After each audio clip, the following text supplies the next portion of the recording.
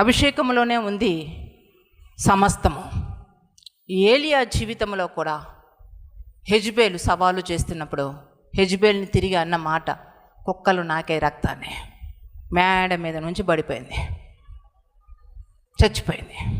అందుకే చెప్తున్నా, కొంతమంది దైవజనుల్ని వెటకారికంగా మాట్లాడతారు, విపరీతంగా మాట్లాడుతారు, ఇష్టానుసారంగా మాట్లాడతారు, వాళ్ళని చూసి నవ్వుకుంటూ ఉంటారు.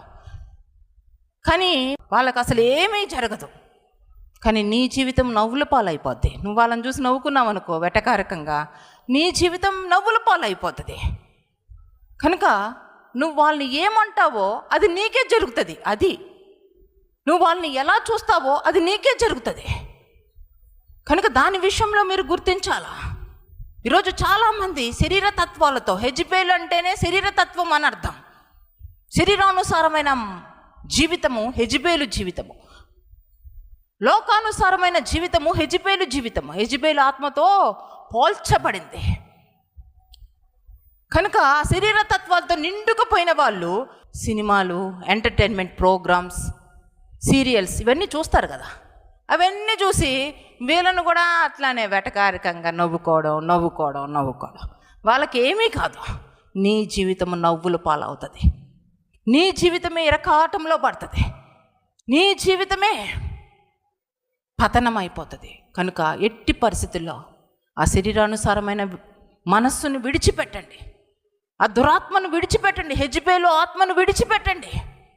దైవజనులను ముట్టడం అది మంచిది కాదు.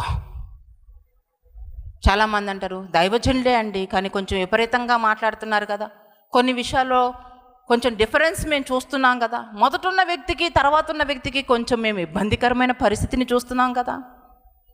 అలాంటప్పుడు మేమే చూస్తాం, మేమే చేస్తాం, వారిని మేమే సరి చేస్తామని కొంతమంది ముందుకు వెళ్తూ ఉంటారు. పరిశుద్ధ గ్రంథంలో మనం అబ్రహామును చూస్తాం. అబ్రహాము ఒక మంచి ప్రార్థనాపరుడు, విశ్వాసి.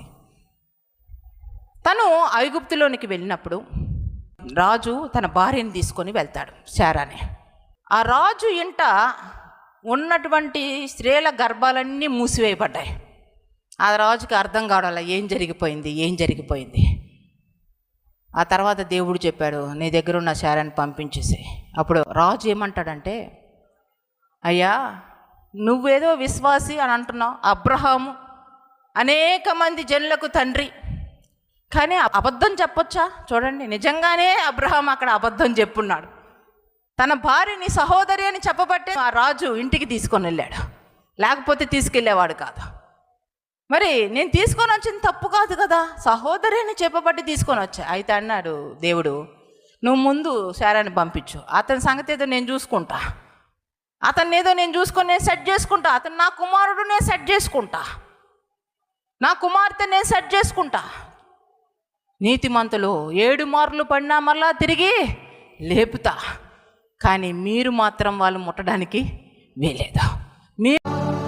శాశ్వత కాలము నుండి శాశ్వత కాలము వరకు, శాశ్వత కాలము నుండి శాశ్వత కాలము వరకు నీ కృప నిలుచును, నీ కృప నిలుచును. యెహోవా దయాళుడు, ఆయన కృప నిరంతరం నిలుచును.